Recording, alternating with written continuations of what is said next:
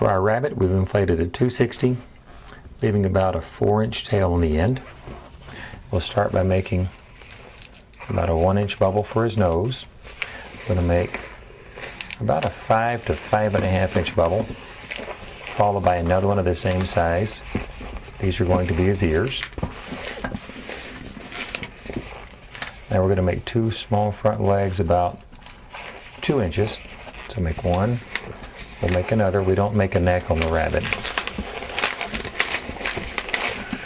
Like that. Now make a little body about 3 inches long.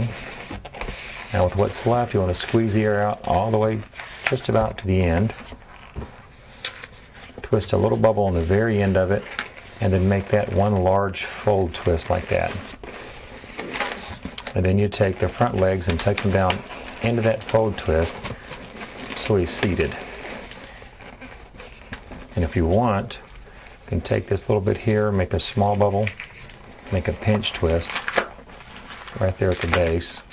And that'll make his tail stick out a little bit better. And there's our basic little rabbit.